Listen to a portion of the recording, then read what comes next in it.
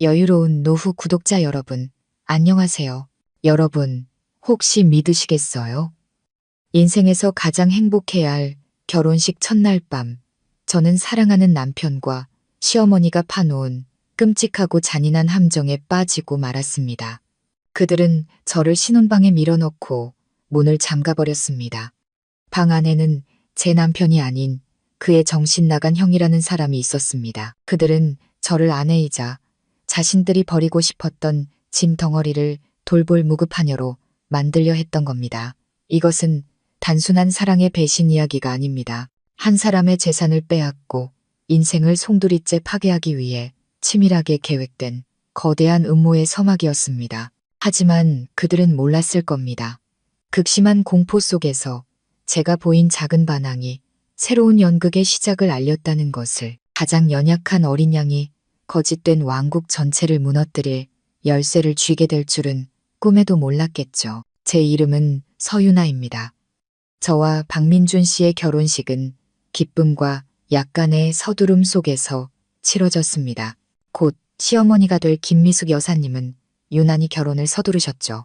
저희 아버지가 심장병이 위중해 빨리 수술을 받아야 하니 아버지를 안심시켜 드리기 위해서라도 결혼을 서둘러야 한다고요. 그러면서 아버지의 수술비 전액을 책임지겠다고 약속하셨습니다.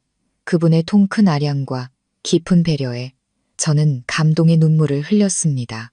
저는 제가 정말 운이 좋다고 생각했습니다.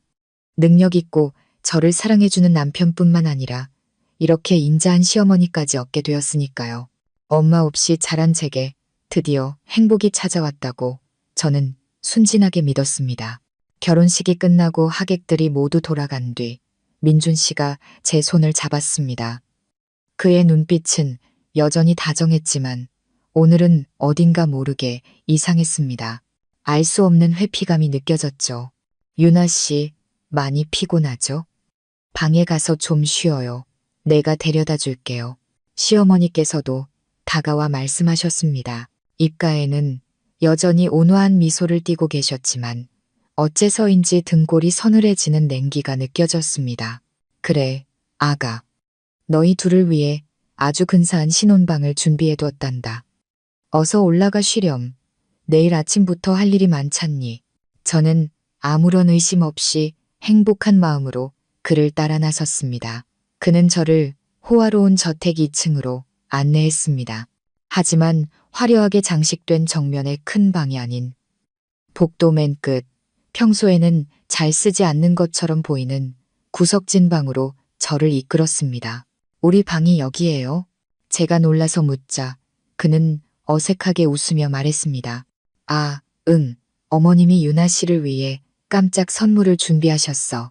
먼저 들어가 있어. 난 오렌지 주스 좀 가지고 올게. 제가 방 안으로 들어서는 순간 불길한 예감이 온몸을 덮쳤습니다. 그 방은 전혀 꾸며져 있지 않았습니다. 꽃도 촛불도 신혼방이라고 할 만한 어떤 흔적도 없었죠. 가구는 낡고 먼지가 쌓여 있었고 공기는 축축하고 차가웠습니다.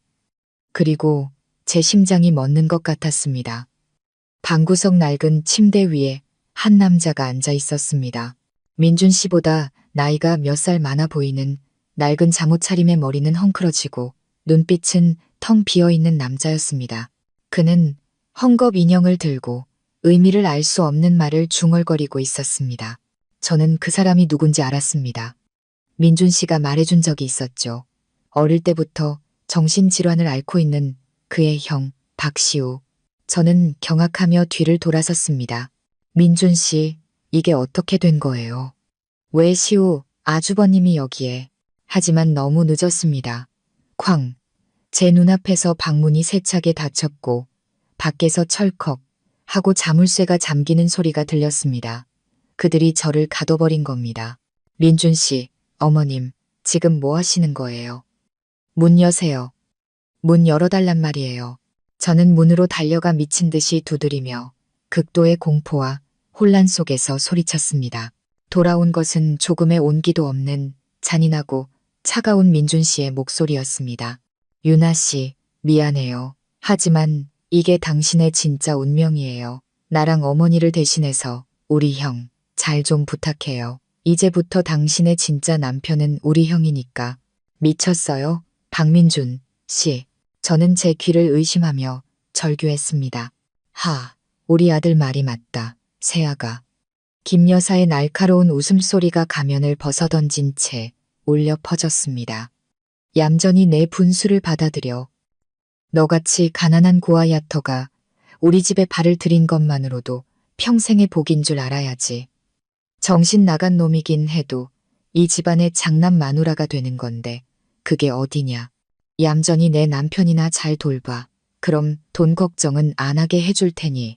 저는 그 자리에 얼어붙었습니다. 그랬던 겁니다. 모든 것이 연극이었습니다.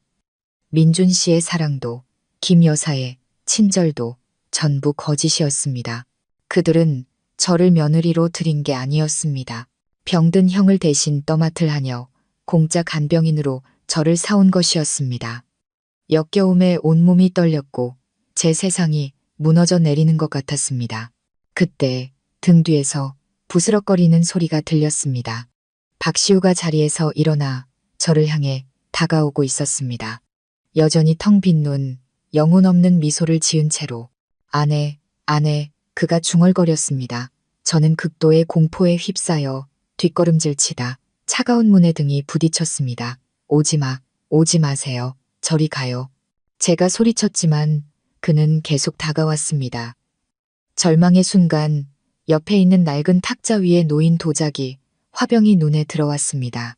저는 망설일 틈도 없이 그것을 집어들어 온 힘을 다해 바닥에 내리쳤습니다. 쨍그랑 화병이 깨지는 날카로운 소리가 방 안을 울렸고 날카로운 사기 조각들이 사방으로 튀었습니다. 밖에서 희희낙낙하며 상황을 엿듣던 김 여사와 민준 씨는 그 소리에 소스라치게 놀랐습니다. 세상에, 이게 무슨 소리야? 저것이 설마 무슨 짓을 저지른 건 아니겠지. 제가 죽으면 형은 누가 돌봐. 그들은 허둥지둥 문을 열고 방 안으로 뛰어들어왔습니다. 그리고 눈앞에 펼쳐진 혼란스러운 광경의 말을 잃었습니다. 저는 방구석에 서서 날카로운 사기 조각을 제 목에 겨누고 있었습니다. 상처에서 피가 배어나오기 시작했죠.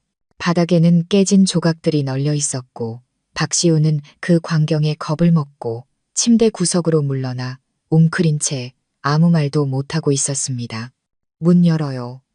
제가 공포에 질렸지만 단호한 목소리로 외쳤습니다. 당장 저를 내보내지 않으면 여기서 죽어버릴 거예요. 그때 가서 경찰한테 뭐라고 설명할 건지 한번 보자고요. 김 여사와 민준 씨의 얼굴이 하얗게 질렸습니다. 저처럼 순하고 약해 보이는 여자가 이렇게까지 극단적으로 나올 줄은 몰랐던 겁니다. 그들의 완벽했던 계획은 완전히 틀어지고 말았습니다. 차가운 사기 조각이 제 목에 닿는 감촉. 그것은 단순한 자기 방어용 무기가 아니었습니다. 제가 2년 동안 공들여 쌓아 올린 믿음과 꿈이 산산조각 났다는 증거였죠. 박민준과 김 여사의 당황한 얼굴을 보며 제 마음속에 차오른 것은 승리감이 아닌 가슴이 찢어지는 듯한 고통이었습니다. 어째서 제 생명 전부를 바쳐 사랑했던 태양처럼 따뜻하고 다정했던 그 남자가 어떻게 이토록 잔인하게 저를 함정에 밀어넣을 수 있었을까요? 친어머니처럼 존경하고 따랐던 그 여인이 어떻게 온화한 가면을 벗고 악마의 얼굴을 드러낼 수 있었을까요? 이 혹독한 현실을 이해하려면 과거의 이야기, 그들이 제 인생의 동화처럼 완벽하고 아름답게 들어왔던 그 순간부터 이야기해야 할 겁니다. 2년 전 저는 평범한 디자인 회사 직원이었습니다. 아침 저녁으로 출퇴근하며 편찮으신 아버지를 돌보는 조용한 삶을 살았죠. 어머니는 일찍 병으로 돌아가셨고 저와 아버지는 서로를 의지하며 살았습니다. 교직에서 은퇴하신 아버지는 한없이 인자하고 딸을 아끼셨지만 지독한 심장병을 앓고 계셨습니다. 건강은 날로 악화되었고 집세와 생활비, 아버지의 약값까지 모든 부담이 제 어깨를 짓눌렀습니다. 힘들었지만 단 한 번도 불평한 적은 없었습니다. 언젠가 아버지 수술비를 마련할 수 있을 거라는 희망 하나로 쉬지 않고 일할 뿐이었죠. 그러다 박민준 씨가 나타났습니다. 그는 비 내리는 어느 오후 동화 속 왕자님처럼 제 인생에 등장했습니다. 길에서 고장난 차 때문에 흠뻑 젖은 채 쩔쩔매고 있을 때 고급 세단 한 대가 멈춰 섰습니다. 그는 차에서 내려 제게 우산을 씌워주며 도움을 청했습니다. 그는 차를 고쳐주었을 뿐만 아니라 저를 집까지 데려다 주었습니다. 제 사정을 알게 된 후에도 그는 저를 무시하기는커녕 연민과 존경이 가득한 눈빛으로 바라보았습니다. 유나 씨는 정말 강한 사람이군요. 유나 씨 같은 분은 더 좋은 삶을 살 자격이 있어요. 그 운명적인 만남 이후 그는 저를 쫓아다니기 시작했습니다. 매일 회사 앞으로 와서 제 퇴근을 기다렸죠. 그는 비싼 선물이 아니라 제가 끼니를 거르는 것을 알고 직접 준비한 따뜻한 도시락을 건넸습니다. 고급 레스토랑이 아닌 제가 자주 가던 허름한 포장마차에 묵묵히 함께 앉아주었습니다. 그는 제 두서없는 이야기를 들어주고 모든 걱정과 힘든 일을 나누었습니다. 그는 제 잿빛 인생에 불어온 시원한 바람 같았습니다. 오랫동안 잊고 지냈던 따뜻함과 관심을 가져다 주었죠. 저는 제 처지에 자격지심을 느끼곤 했습니다.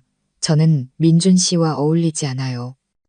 민준 씨는 유능한 팀장이고 미래가 창창하지만 저는 가진 것 없는 빈털터리에 병든 아버지만 계세요. 민준 씨에게 짐만 될 거예요. 하지만 그는 저를 꼭 안아주며 말했습니다. 바보같이. 나한테 유나 씨는 짐이 아니에요. 세상 가장 소중한 선물이지. 유나 씨의 강인함과 의지야말로 돈으로 살 수 없는 자산이에요. 그 짐, 나랑 같이 나눠지게 해줘요. 그리고 저는 사랑에 빠졌습니다. 처음으로 설렘을 느낀 소녀처럼 순수하고 진실한 마음으로 그를 사랑했습니다. 그의 사랑은 제게 힘과 미래에 대한 희망을 주었습니다. 그뿐만이 아니었습니다. 그의 어머니, 김 여사 역시 저를 무척 아껴주셨습니다.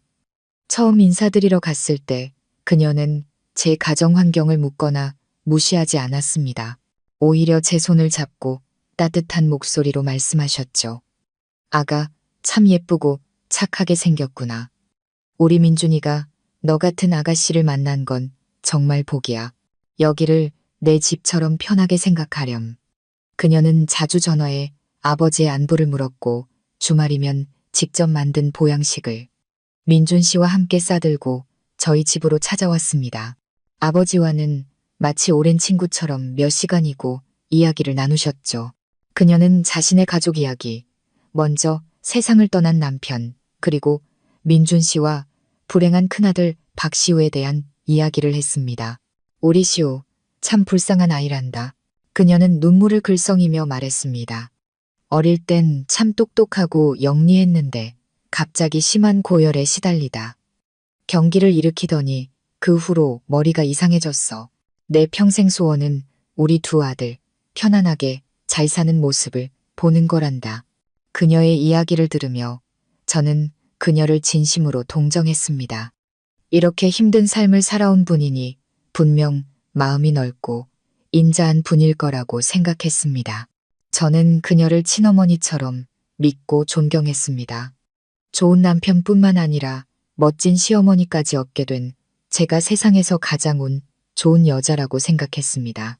그들의 연극은 너무나 완벽했습니다.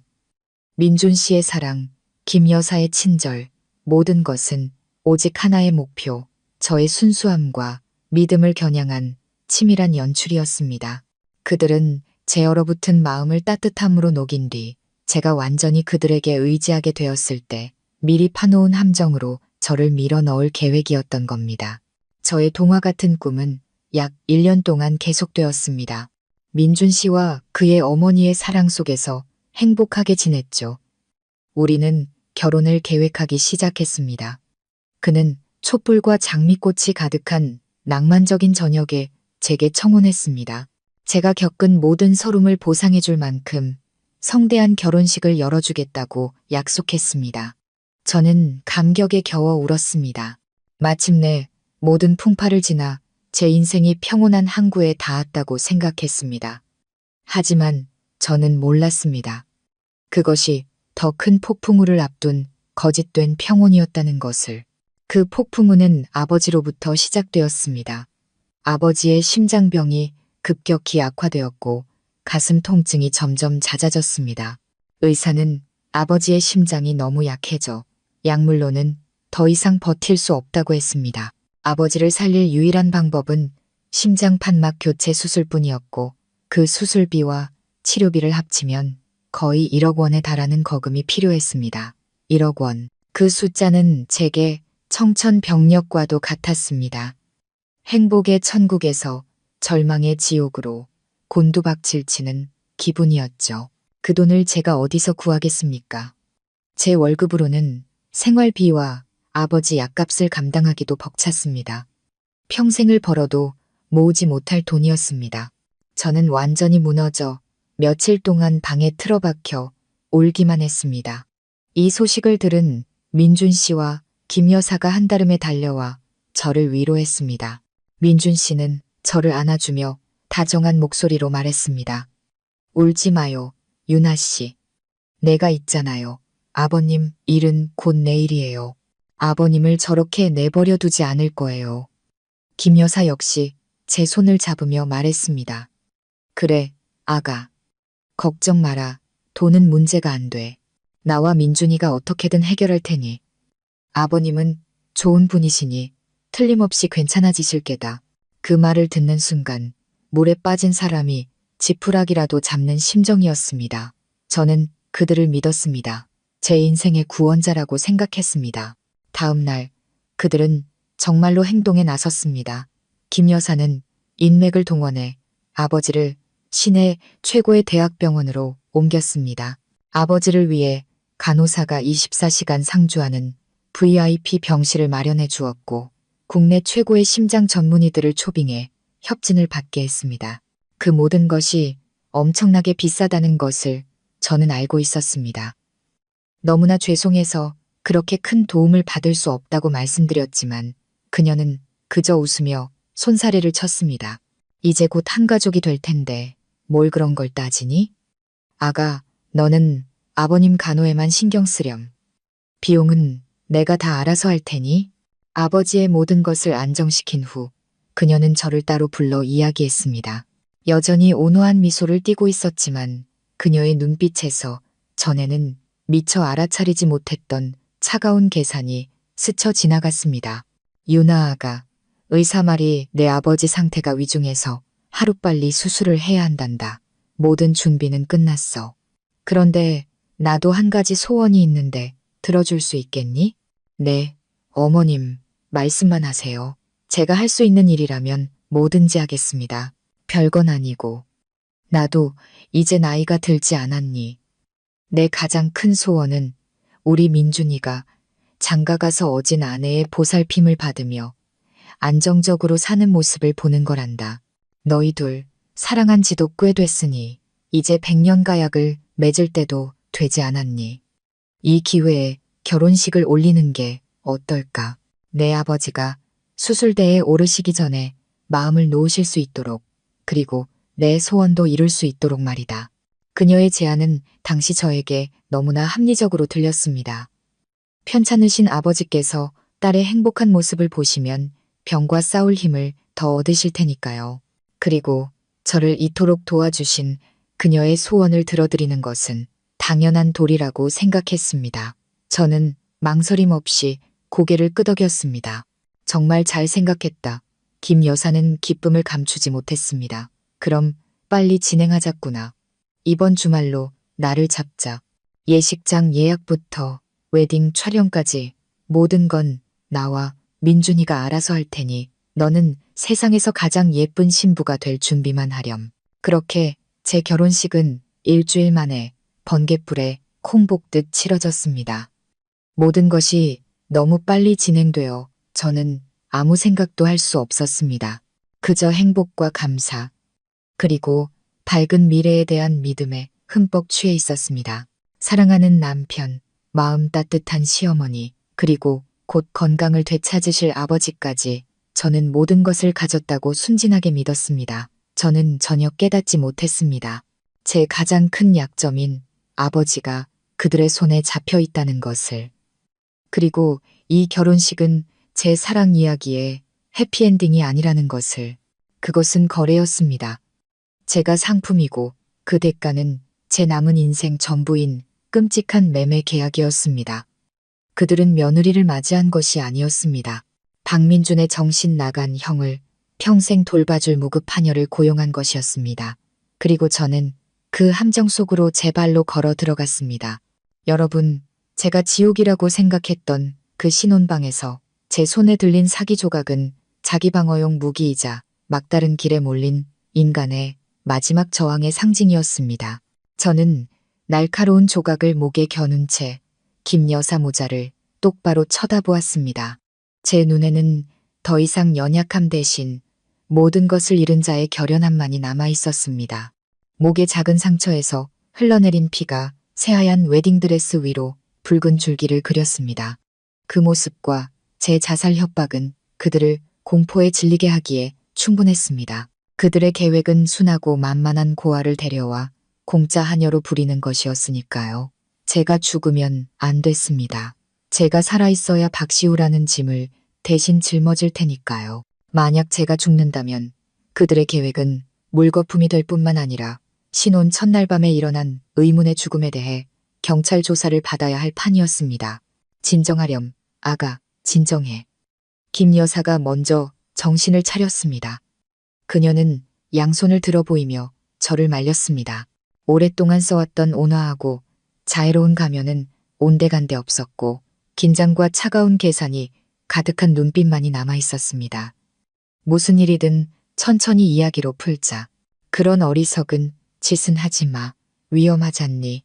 민준 씨는 시체처럼 하얗게 질린 채 문가에 서 있었습니다. 그는 저와 제 손에 들린 사기 조각을 번갈아 보며 뒤늦은 후회와 공포에 질린 눈빛을 하고 있었습니다. 그 역시 자기가 마음대로 조종할 수 있다고 생각했던 어린 양이 이렇게까지 저항할 줄은 몰랐을 겁니다. 저를 내보내줘요. 증오심에 목이 쉰 채로 제가 소리쳤습니다. 당장 문 열고 저를 내보내지 않으면 여기서 죽는 꼴을 보게 될 거예요. 알았다. 알았어. 나가고 싶으면 보내주마. 김 여사는 서둘러 저를 달랬습니다. 하지만 우선 그것부터 내려놔. 우리 제대로 이야기 좀 하자. 민준아, 넌 잠시 나가 있어라. 민준 씨는 잠시 망설이다가 밖으로 나가 문을 닫았습니다. 하지만 저는 그가 바로 문 뒤에 서 있다는 것을 알 수 있었습니다. 방 안에 두 여자만 남자, 김 여사는 천천히 제게 다가왔습니다. 너무 가깝지는 않은 안전거리를 유지한 채로. 그리고 그녀는 본색을 드러냈습니다. 서윤아, 그녀의 목소리는 더 이상 달콤하지 않았습니다. 차갑고 계산적인 말투로 변해 있었죠. 지금 네가 충격받고 화가 나 있다는 거 안다. 우리가 너에게 사실대로 말하지 않은 건 잘못했어. 하지만 내 말부터 끝까지 들어보렴. 그녀는 한숨을 쉬며 고뇌에 찬 어머니 역할을 연기했습니다. 너도 알다시피 시우는 이 집안의 장남이야. 애아빠가 일찍 죽으면서 저 애한테 막대한 재산을 남겼지. 그런데 불행히도 애가 저 모양이잖니. 나는 계모고 민준이는 동생이니 우리가 저 애를 돌봐야 할 의무가 있어. 하지만 민준이는 사업을 해야 하고 나도 이제 늙고 병들어서 힘에 부치는구나.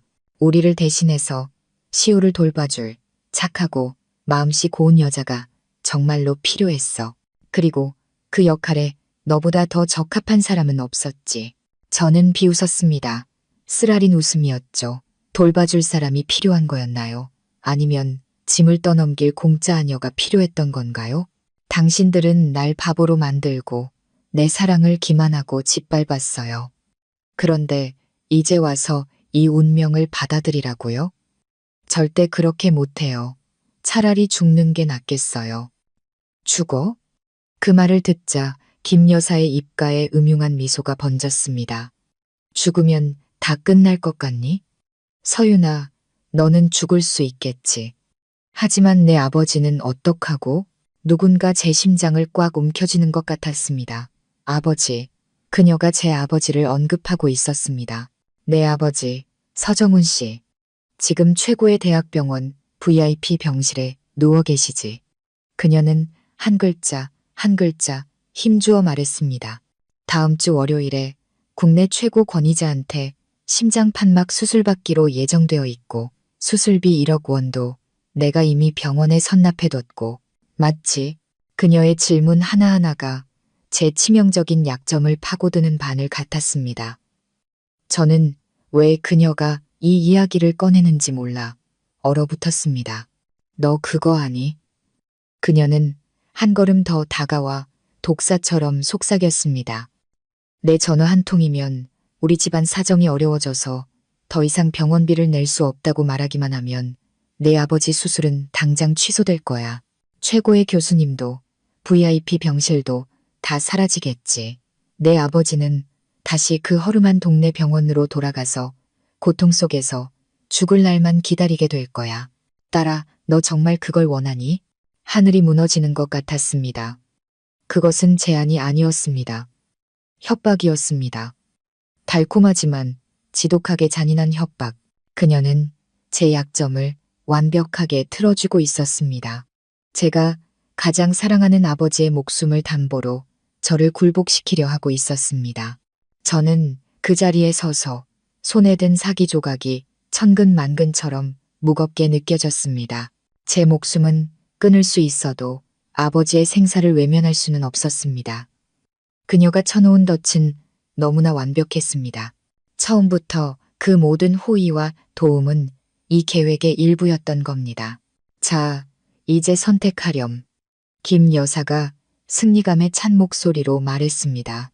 여기서 얌전히 시우의 착한 아내 노릇을 하며 살면, 내 아버지는 최고의 치료를 받고 10년, 20년은 더 사실 게다. 아니면 계속 소란을 피우고 죽어버리든가. 그럼 내 아버지도 곧 너를 따라가게 되겠지. 그리고 너는 제 손으로 아버지를 죽인 천하의 불효녀가 되는 거고. 제 손에서 사기 조각이 떨어져 바닥에서 산산조각 났습니다. 온몸에 힘이 빠져나갔습니다. 제가 졌습니다. 처참하게 졌습니다. 저는 바닥에 주저앉아 눈물을 쏟았습니다. 무력감과 분노, 그리고 굴욕의 눈물이었습니다. 제게는 더 이상 선택권이 없었습니다. 아버지를 위해서라면 제 행복과 인생까지도 희생할 수 있었습니다. 저는 증오에 찬 눈으로 그녀를 올려다보며 말했습니다. 알겠어요. 여기 남겠어요. 하지만 약속하세요. 우리 아버지가 안전하게 최고의 치료를 받게 될 거라고. 그래야지 넌 정말 효녀야. 김 여사가 승자의 미소를 지으며 크게 웃었습니다. 걱정 마라.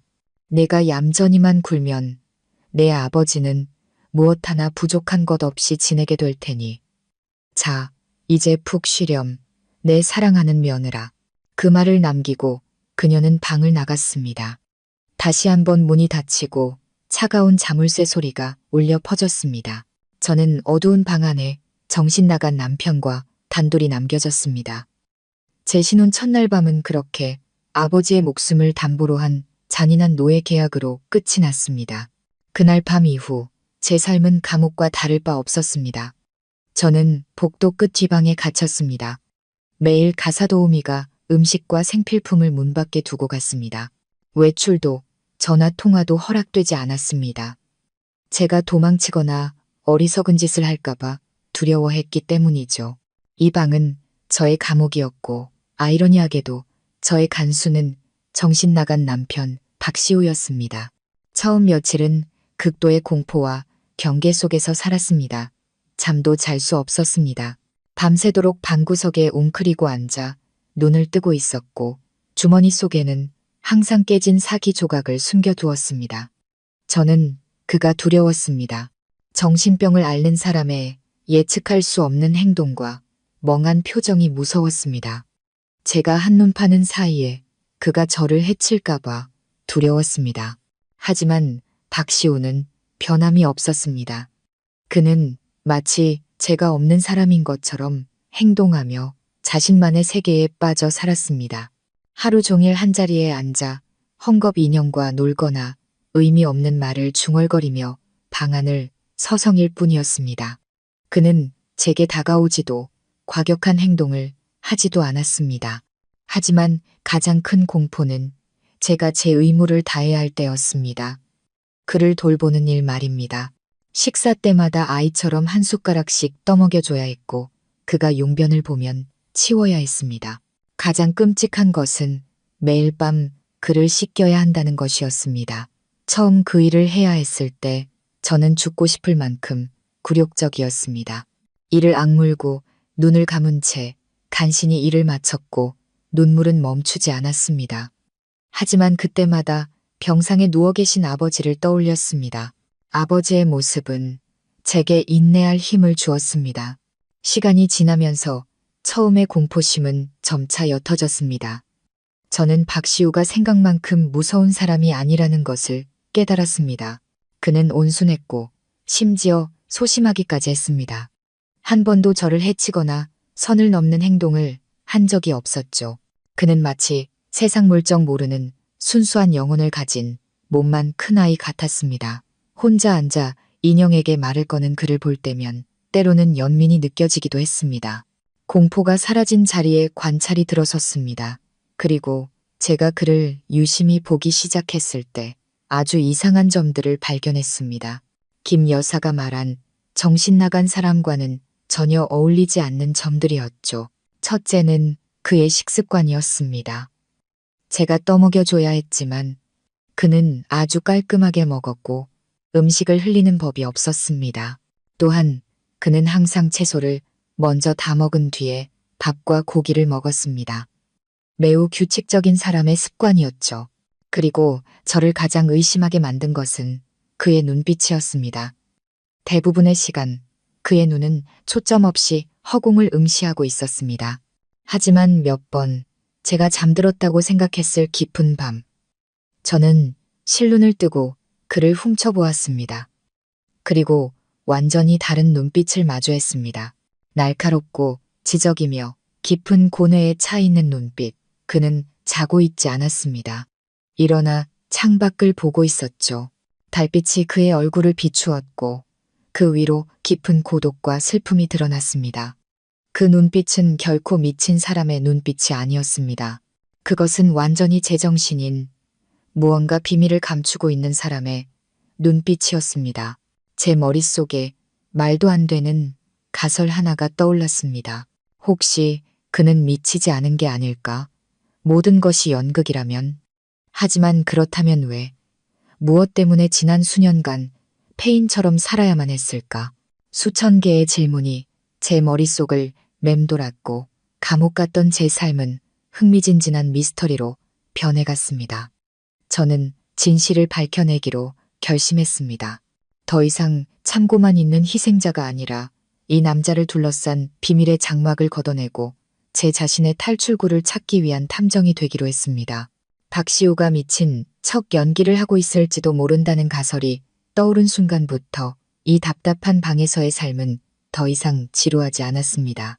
그것은 조용한 수사, 제가 선수이자 체스말이 된 두뇌 게임으로 변했습니다. 매일 저는 기계적으로 그를 돌보는 대신 그의 사소한 행동 하나하나를 관찰하며 제 의심을 뒷받침할 증거 조각들을 찾기 시작했습니다. 그리고 관찰하면 할수록 미친 사람에게서는 절대 나타날 수 없는 이상한 점들이 더 많이 보였습니다. 한 번은 고장나서 돌아가지 않는 낡은 선풍기 때문에 낑낑댄 적이 있었습니다. 오후 내내 분해하고 조립해봤지만 소용이 없었죠. 제가 짜증이 나서 포기하려던 순간 침대에 있던 그가 다가와 선풍기망 안쪽 깊숙한 곳에 작은 나사 하나를 가리키고 그 옆에 빈 구멍을 가리켰습니다. 나사, 집으로. 그가 중얼거렸습니다. 저는 반사적으로 그의 말대로 나사를 제자리에 조였고 놀랍게도 선풍기는 윙윙거리며 다시 돌아가기 시작했습니다. 그 순간 저는 얼어붙었습니다. 이건 운이 아니었습니다. 기계에 대한 이해, 지적 능력이 없는 사람은 가질 수 없는 논리적인 사고였습니다. 하지만 제 확신을 굳히게 한 가장 큰 발견은 비 오는 어느 오후에 일어났습니다. 제가 방을 청소하다가 평소에는 잘 신경 쓰지 않던 침대 밑을 닦을 때였습니다. 손에 딱딱한 물체가 닿았고 저는 호기심에 그것을 꺼내 보았습니다. 낡고해진 가죽 표지의 수첩이 침대 가장 안쪽 구석에 깊숙이 숨겨져 있었습니다. 저는 떨리는 마음으로 수첩을 펼쳤습니다. 안에는 아이의 낙서가 아닌 빽빽하게 손으로 쓴 글씨가 가득했습니다. 하지만 그건 한국어도 제가 아는 어떤 언어도 아니었습니다. 마치 아무 체계처럼 보이는 낯선 기호들이었고 도표와 숫자, 복잡한 계산식과 함께 매우 정교하게 적혀 있었습니다. 내용을 이해할 수는 없었지만 한 장 한 장 넘기면서 그 기호들 뒤에 숨겨진 초월적인 지성과 치밀한 논리를 느낄 수 있었습니다. 이것은 결코 미친 사람의 작품이 될 수 없었습니다. 이것은 천재의 작업물이었습니다. 저는 서둘러 수첩을 제자리에 돌려놓았습니다. 심장이 미친 듯이 뛰었습니다. 모든 조각이 맞춰지기 시작했습니다. 박시우는 미치지 않았습니다. 그는 미친 척 연기를 하고 있었고 바로 이 방에서 김 여사 모르게 아주 거대하고 비밀스러운 일을 꾸미고 있었던 겁니다. 하지만 왜 그렇게 똑똑한 사람이 왜 페인 같은 삶을 살아야만 했을까요? 그는 무엇을 피하고 있는 걸까요? 아니면 무엇을 기다리고 있는 걸까요? 그리고 저 암호 수첩에는 어떤 비밀이 담겨 있을까요? 제 호기심은 극에 달했지만 섣불리 행동할 수 없다는 것을 알았습니다. 만약 제가 지금 그를 폭로한다면 그의 계획을 망치고 우리 둘 다 위험에 빠뜨릴 수 있었습니다. 저 악랄한 김 여사 모자가 속았다는 것을 알게 된다면 절대 그를 가만두지 않을 테니까요. 제게는 부인할 수 없는 증거, 그가 스스로 진실을 인정하게 만들 마지막 시험이 필요했습니다. 그리고 저는 계획을 세웠습니다. 조금 위험하지만 이 미스터리한 남자의 가면을 완전히 벗겨낼 유일한 방법이었습니다. 계획은 다음날 실행되었습니다. 연극에 몰입한 사람이 본 모습을 드러내게 하려면 이성이 아닌 본능이 앞서는 돌발 상황을 만드는 것이 최선이라고 생각했습니다. 특히 양심이 있는 남자의 가장 강한 본능은 약자를 보호하려는 본능일 테죠. 저는 스스로 다쳐서 그의 반응을 보기로 했습니다. 그날 점심, 평소처럼 가사 도우미가 식사를 가져왔습니다. 김이 모락모락 나는 뜨거운 국이 있었습니다. 바로 제가 필요했던 소품이었죠. 저는 국그릇을 들고 여전히 침대에 멍하니 앉아있는 박시우에게 다가갔습니다. 그리고 일부러 비틀거리며 책상 다리에 발이 걸린 척 했습니다. 아, 저는 비명을 지르며 앞으로 넘어졌습니다. 계산대로 뜨거운 국물이 제 팔 위로 쏟아졌습니다. 살갗을 애는 듯한 고통이 즉시 밀려왔습니다. 끔찍하게 뜨거웠습니다. 마음의 준비를 했음에도 눈물을 참을 수 없었고 팔의 피부는 금세 붉게 부어오르고 물집이 잡혔습니다. 뜨거워, 살려주세요. 저는 울면서 소리치며 극심한 고통과 공황에 빠진 사람을 연기했습니다. 그리고 마침내 제가 기대했던 일이 일어났습니다. 조각상처럼 미동도 없던 박시우가 미친 사람이라면 절대 할 수 없는 반응을 보였습니다. 제 비명을 듣자마자 그는 번개처럼 침대에서 튀어나왔습니다. 더 이상 의미 없는 중얼거림도 멍한 눈빛도 없었습니다. 그는 완전히 본능적인 반사신경으로 제게 달려들었습니다. 그는 망설임 없이 자신의 맨손으로 제 팔에 붙어있던 뜨거운 국그릇을 세게 쳐냈고 그릇은 바닥에 떨어져 산산조각 났습니다. 자신의 손이 되는 것도 신경 쓰지 않았습니다. 그 순간 저를 바라보던 그의 눈빛은 더 이상 공허하지 않았습니다. 숨길 수 없는 걱정과 당황스러움이 가득했습니다. 그는 연기해야 한다는 사실조차 잊어버린 듯 했습니다. 괜찮아요. 그는 완전히 정상적인, 낮고 분명하며 걱정이 가득한 목소리로 무심결에 물었습니다. 그 순간 방 안의 모든 것이 멈춘 듯 했습니다. 저는 화상의 고통 때문이 아니라 그의 말 때문에 얼어붙었습니다. 그가 말했습니다. 정상인처럼 제 계획은 성공했습니다.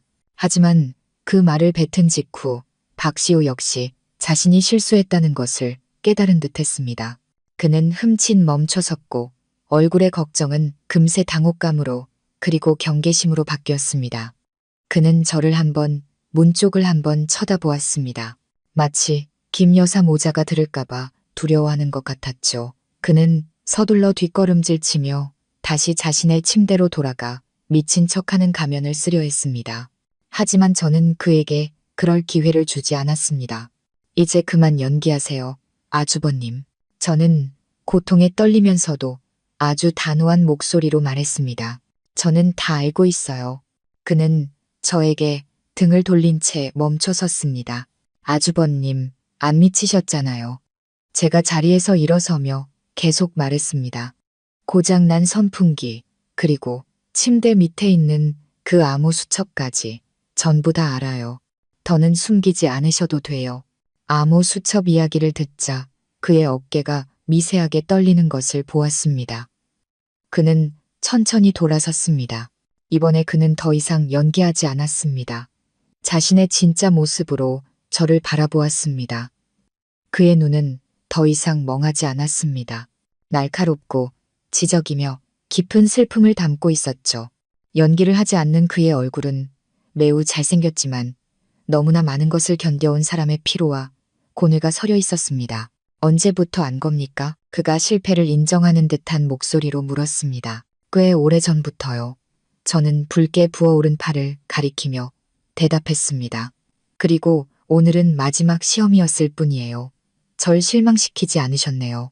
아직 좋은 분이시군요. 그는 제 대인 팔과 자신의 붉어진 손을 번갈아 보더니 입가에 씁쓸한 미소를 지었습니다. 좋은 사람, 살아남기 위해 미친 척해야 하는 놈이 뭐가 좋다는 겁니까? 그는 한숨을 쉬며 방 안의 유일한 의자에 앉았습니다. 그의 모습은 더 이상 환자가 아니었습니다. 왕좌를 잃은 왕의 고독과 피로가 느껴졌습니다. 좋습니다. 이미 알았다니 더 숨길 필요도 없겠군요. 하지만 이 비밀 꼭 지켜주길 바랍니다. 이건 제 목숨뿐만 아니라 이제 당신의 목숨과도 관련이 있을 테니까요. 그의 말은 저를 소름 돋게 했습니다. 그게 무슨 말이죠? 그 여자와 그 아들 말입니다. 그의 눈에 증오의 불꽃이 튀었습니다. 그들은 단순히 재산을 노리는 게 아니에요. 제 목숨을 노리고 있습니다. 그리고 이제 이 비밀을 알게 된 당신도 그들에게는 눈의 가시가 된 겁니다. 비밀은 밝혀졌지만 안도감 대신 더 위험한 소용돌이 속으로 빨려 들어가는 기분이었습니다. 저와 박시우, 서로 모르는 타인이자 같은 음모의 희생자인 우리는 이제 운명에 의해 함께 묶였습니다. 인간의 탈을 쓴 악마들에게 맞서는 힘겨운 싸움에 어쩔 수 없는 동맹이 된 것입니다. 그때 박시우가 던진 경고는 답답했던 방 안에 울리는 죽음의 종소리 같았습니다. 제 목숨을 노리고 있습니다. 담담하게 뱉은 그 한마디가 제 등골을 서늘하게 만들었습니다. 김 여사 모자가 탐욕스러운 사기꾼인 줄은 알았지만 사람을 죽이려 할 만큼 악독할 줄은, 그것도 자신의 아들이자 형제를 죽이려 할 줄은 상상도 못했습니다. 저는 눈앞의 남자를 바라보았습니다. 한때 두려워했고 그 후엔 연민했으며 이제는 경악을 금치 못하는 그 남자. 그는 얼마나 끔찍한 상황 속에서 얼마나 교활한 음모에 맞서 홀로 싸워왔던 걸까요? 목숨을 부지하기 위해 스스로를 폐인으로 만들어야만 했던 그의 심정은 어땠을까요? 팔에 화끈거리는 통증은 어느새 사라지고 그 자리에는 무서운 침묵이 내려앉았습니다. 저는 침대 끝에 걸터앉아 그와 마주했습니다. 머릿속에는 수만 가지 질문이 떠올랐습니다. 왜죠? 왜 당신을 해치려는 거죠? 김 여사님은 당신의 어머니잖아요. 저는 벽에도 귀가 달렸을까봐 두려워 속삭이듯 물었습니다. 박시우는 바로 대답하지 않았습니다. 그는 문으로 다가가 귀를 대고 한참 동안 밖의 동태를 살폈습니다. 아무도 없다는 것을 확인한 뒤에야 그는 의자를 제 쪽으로 더 가까이 끌어당겼습니다. 그리고 이야기를 시작했습니다.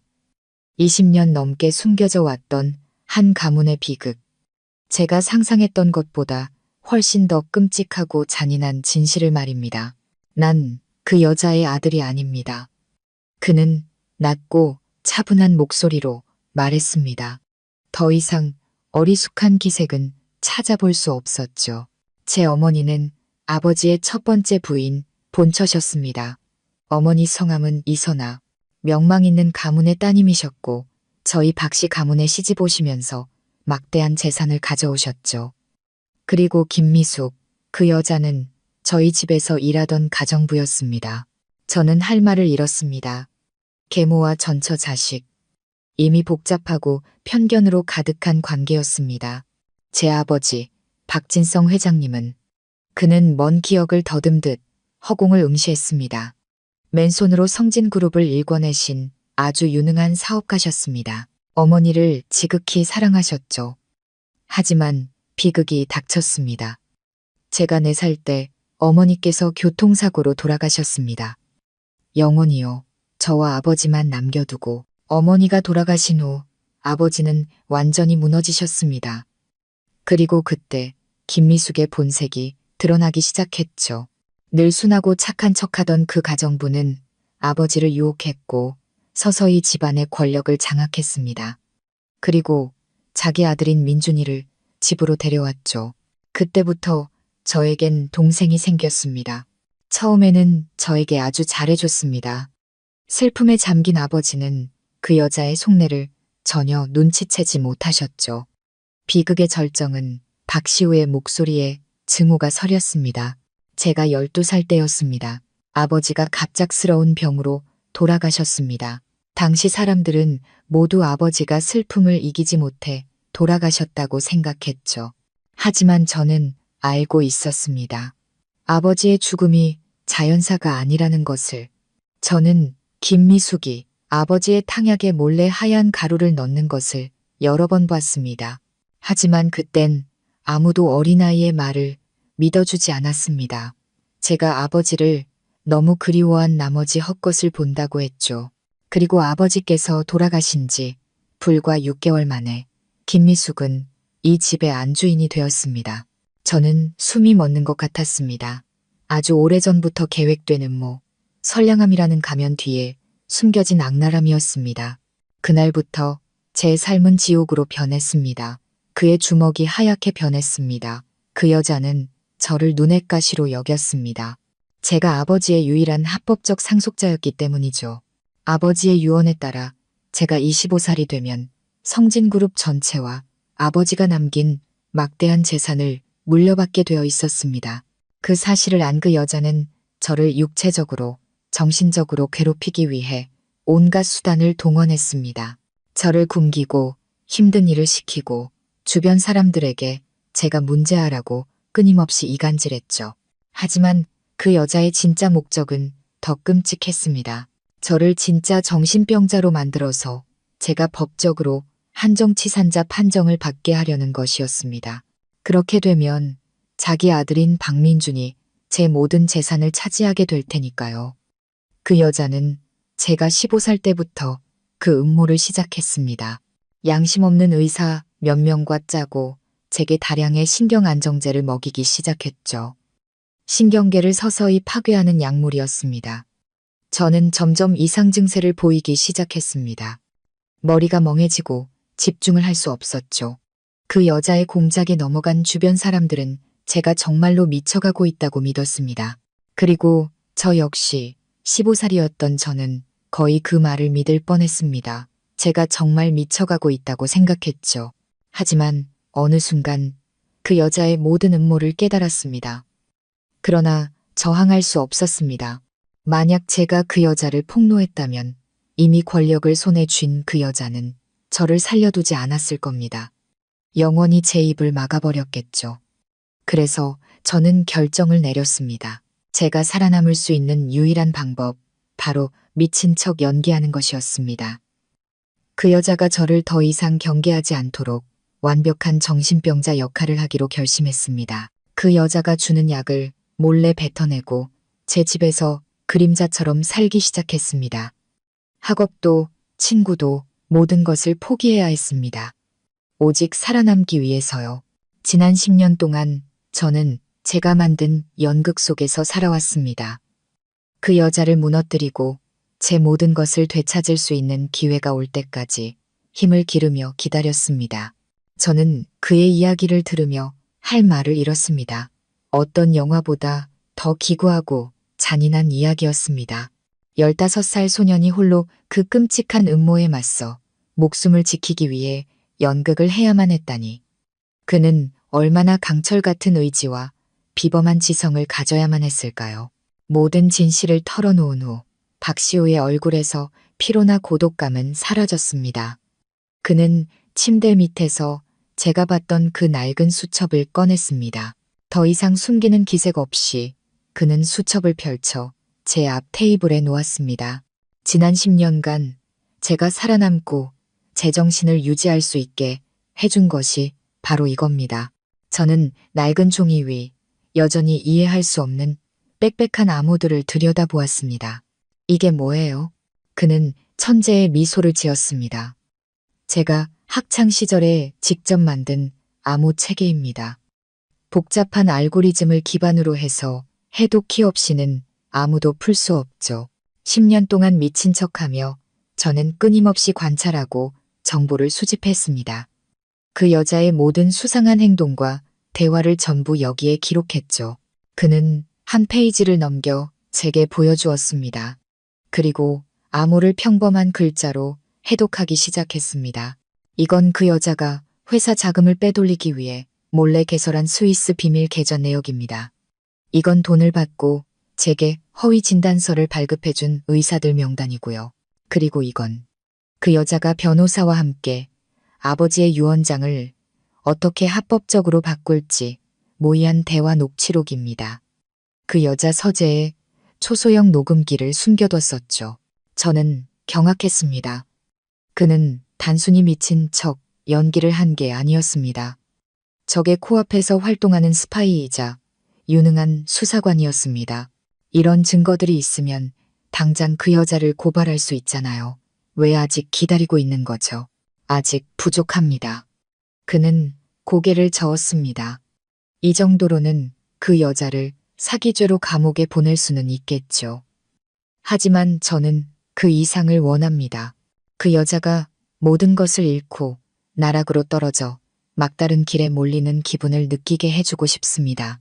그 여자가 우리 모자에게 했던 것처럼요. 게다가 그 여자는 혼자가 아닙니다. 뒤에는 그 여자를 도운 거대한 세력이 있습니다. 뿌리까지 뽑아내야 합니다. 그는 고개를 들어 제 눈을 똑바로 쳐다보았습니다. 그러기 위해선 제게 도움이 필요합니다. 동맹이 필요해요. 저요. 하지만 저는 평범한 여자일 뿐이에요. 여기에 갇혀서 제가 뭘 도울 수 있겠어요. 아주 많은 것을 도울 수 있습니다. 그의 눈에 신뢰가 가득했습니다. 당신은 이곳에서 그 여자가 유일하게 경계하지 않는 사람입니다. 밖으로 나갈 수 있는 사람이고 저와 바깥 세상을 이어줄 유일한 연결고리죠. 유나 씨. 처음으로 그가 제 이름을 불렀습니다. 이런 일을 부탁하는 것이 이기적이고 위험하다는 것 잘 압니다. 거절해도 좋습니다. 다른 방법을 찾아보죠. 하지만 이 싸움은 더 이상 저 혼자만의 싸움이 아니라는 것을 알아줬으면 합니다. 당신의 싸움이기도 합니다. 당신도 희생자니까요. 만약 우리가 그들을 무너뜨리지 못한다면 당신은 평생 여기서 미친놈 수발이나 들며 살아야 할 겁니다. 그리고 당신 아버지.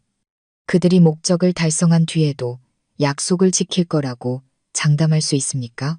그날 밤 박시우가 모든 비밀을 털어놓은 후 저의 지옥 같던 신혼방은 더 이상 감옥이 아니었습니다. 비밀기지이자 막다른 길에 몰린 두 사람이 거짓과 악으로 세워진 제국을 무너뜨릴 계획을 세우는 작전실이 되었습니다. 저는 눈앞에 남자를 보았습니다. 몇 시간 전까지만 해도 두려워했던 그가 이제는 저의 유일한 동맹이자 희망이 되었습니다. 그의 눈에는 더 이상 어리숙함 대신 지성과 날카로움 그리고 무서운 집념이 서려 있었습니다. 저는 더 이상 물러설 수 없다는 것을 알았습니다. 그의 말대로 이 싸움은 이제 저의 싸움이기도 했습니다. 그의 어머니를 위한 정의를 되찾고 그에게 자유를 찾아주며 제 아버지의 목숨을 구하고 제 자신의 존엄성을 되찾기 위한 싸움이었습니다. 알겠어요. 제 목소리는 더 이상 떨리지 않았습니다. 단호했습니다. 제가 돕겠어요. 제가 뭘 하면 될지 말해주세요. 박시호는 저를 보며 고마움과 신뢰가 담긴 눈빛을 보냈습니다. 고마워요, 서윤아 씨. 제가 사람을 잘못 보지 않았군요. 지금 가장 중요한 것은 당신이 어떻게든 여기서 나가서 믿을 만한 변호사를 만나는 겁니다. 이 증거들만 그 사람 손에 들어가면 우리 싸움의 절반은 이긴 거나 다름없습니다. 하지만 제가 어떻게 밖으로 나가죠? 그 여자가 저를 철저하게 감시하는데요. 문은 항상 잠겨 있고 밥을 가져다 주는 사람도 문 밖에 두고 그냥 가버려요. 그렇기 때문에 우리에겐 연극이 필요합니다. 박시호의 입가에 계산적인 미소가 떠올랐습니다. 그들은 내가 미치광이이길 바라죠. 좋습니다. 미치광이가 발작하면 얼마나 무서운지 똑똑히 보여주죠. 그리고 유나 씨, 그가 저를 보았습니다. 당신은 그 발작의 희생자가 되는 겁니다. 그의 계획은 대담하고 위험했지만 유일한 방법이었습니다. 다음 날 아침, 우리는 연기를 시작했습니다. 가사도우미가 아침 식사를 문 밖에 두자마자 조용히 앉아있던 박시우가 갑자기 야수처럼 소리를 질렀습니다. 그는 머리를 쥐어뜯고 눈을 부릅뜬 채 방 안의 물건들을 미친 듯이 부수기 시작했습니다. 낡은 탁자를 뒤엎고 의자를 집어던졌습니다. 물건들이 부서지는 요란한 소리가 울려 퍼졌습니다. 저 역시 각본대로 비명을 질렀습니다. 살려주세요, 살려주세요. 아주버님이 발작을 일으켰어요. 밖에서 소리를 들은 김 여사와 민준 씨가 허둥지둥 달려왔습니다. 그들은 문틈으로 방 안에 아수라장을 보았습니다. 젠장, 오늘은 왜 저렇게 심하게 구는 거야? 김 여사가 짜증 섞인 목소리로 중얼거렸습니다. 어머님, 문 좀 열어주세요. 제발. 아주버님이 절 죽이려고 해요. 저는 계속해서 울부짖으며 겁에 질린 희생자를 연기했습니다. 시끄러워. 김 여사가 문틈으로 소리쳤습니다. 미쳤다고 사람까지 죽일까? 네가 죽으면 쟨 누가 돌보라고. 하지만 박시우는 더욱 실감나게 연기했습니다. 그는 저를 때릴 듯이 달려들었고 저는 재빨리 피하며 문으로 달려가 문을 세차게 두드렸습니다. 살려주세요. 제발 잠시만이라도 밖으로 나가게 해주세요. 너무 무서워요. 상황이 심각해 보이거나 제가 정말 다칠까봐 걱정됐는지 김 여사는 마지못해 민준 씨에게 명령했습니다. 문 열어줘. 아래층으로 데려가서 물이라도 좀 마시게 해. 난 들어가서 형님 좀 봐야겠다. 문이 열리자 저는 숨을 헐떡이며 밖으로 뛰쳐나갔습니다. 민준 씨가 저를 붙잡았습니다. 그의 눈에는 일말의 미안함이 서려 있었지만 그 거짓된 걱정은 저를 더욱 역겹게 만들 뿐이었습니다. 괜찮아요? 그가 물었지만 저는 대답 대신 고개를 저으며 몸을 떨었습니다. 김 여사는 저를 지나쳐 방으로 들어갔습니다. 그녀를 보자마자 박시우는 더욱 격렬하게 소리쳤습니다. 그녀를 손가락질하며 증오에 찬 의미 없는 말들을 내뱉었습니다. 한참 뒤에야 그녀는 다른 사람들의 도움을 받아 그에게 안정제를 주사하고 침대에 눕힐 수 있었습니다. 저는 민준 씨를 따라 거실로 내려왔습니다. 갇혀 지낸 이후 처음으로 그 방을 벗어난 것이었습니다. 큰아들을 진정시킨 김 여사도 지치고 짜증난 표정으로 내려왔습니다. 봤지?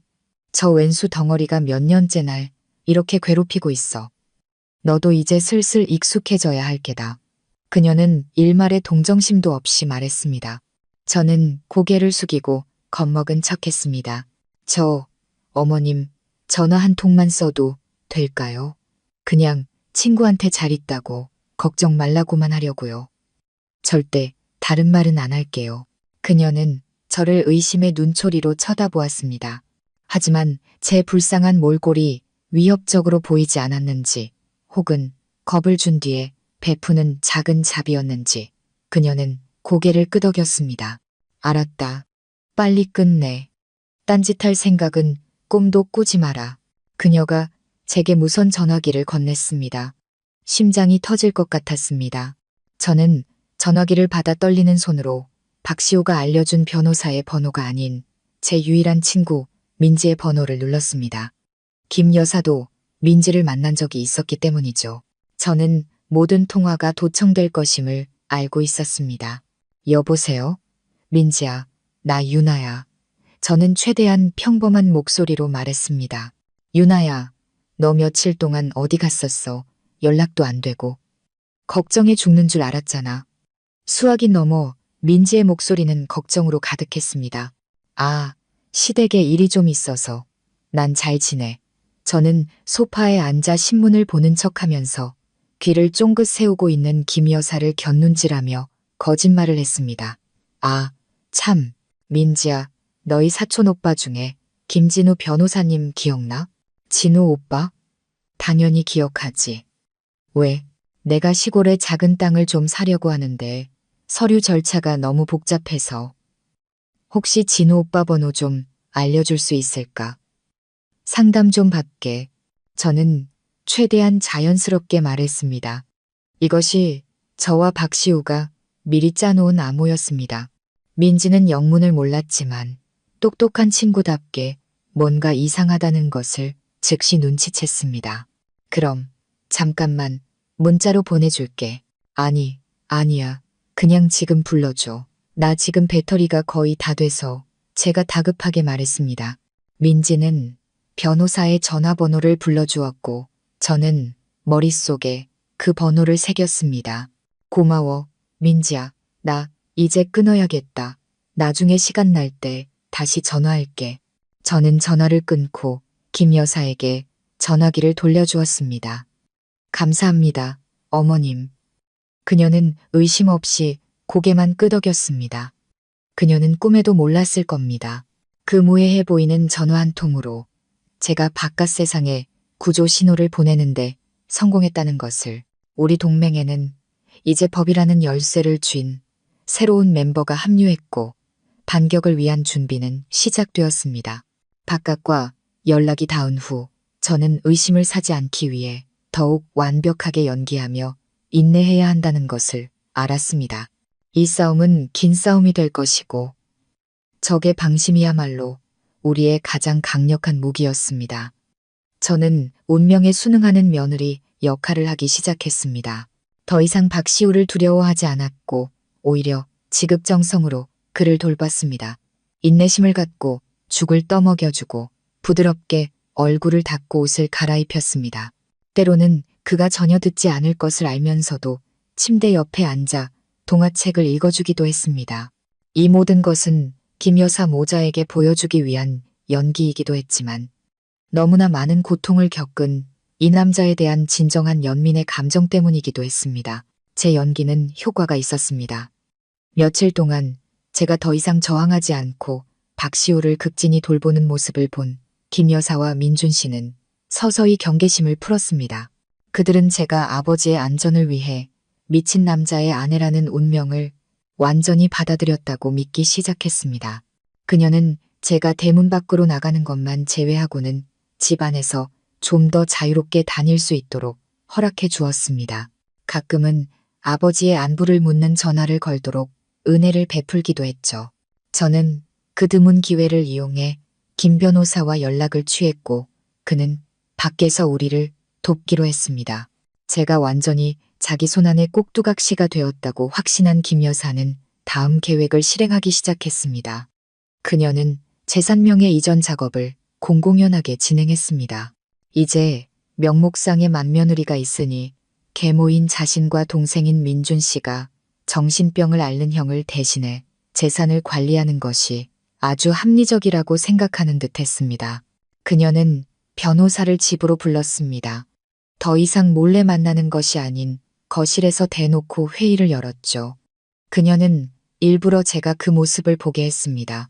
제가 박시우의 아내라 할지라도 이 집의 모든 권력은 자신에게 있다는 것을 과시하려는 듯이 저는 그저 고개를 숙이고 조용히 제 할 일을 하는 척했지만 귀로는 한마디도 놓치지 않았고 눈으로는 그들의 얼굴과 서류들을 기억하려 애썼습니다. 저는 그들이 박시우 명의로 된 값비싼 땅 몇 필지를 파는 것에 대해 의논하는 것을 보았고 성진그룹의 지분을 민준 씨에게 넘기는 것에 대해 이야기하는 것을 들었습니다. 그들은 자신들의 재산 강탈 행위를 한 걸음 한 걸음 합법화하고 있었습니다. 제가 수집한 모든 정보는 비밀리에 김 변호사에게 전달되었습니다. 밖에서는 조용하지만 치밀한 수사가 진행되고 있었습니다. 김 변호사는 박시우가 제공한 초기 증거들을 바탕으로 그의 진료 기록을 파헤치기 시작했습니다. 그는 허위 진단서에 서명했던 의사들을 찾아가 압박했고 기록의 허점과 비정상적인 부분들을 찾아냈습니다. 또한 어릴 적 김 여사가 박시우를 학대하는 모습을 목격했던 옛 가정부들과도 연락이 닿았습니다. 김 여사의 범죄에 대한 그림이 서서히 완성되고 있었습니다. 그동안 집안에서 저와 박시우는 계속 연극을 했습니다. 우리의 관계는 점점 더 손발이 잘 맞았습니다. 우리는 눈빛과 우리만의 암호로 소통했습니다. 때로는 그의 눈썹 찡그림 하나만으로도 제가 무엇을 해야 할지 알 수 있었죠. 같은 방에서 살며 함께 위험에 맞서는 동안 우리 사이에는 보이지 않는 유대감이 생겨났습니다. 그것은 사랑이 아닌 함께 싸울 수 있는 유일한 사람에 대한 절대적인 신뢰와 동지애였습니다. 김 여사와 민준 씨는 너무나 방심한 나머지 그 변화를 전혀 눈치채지 못했습니다.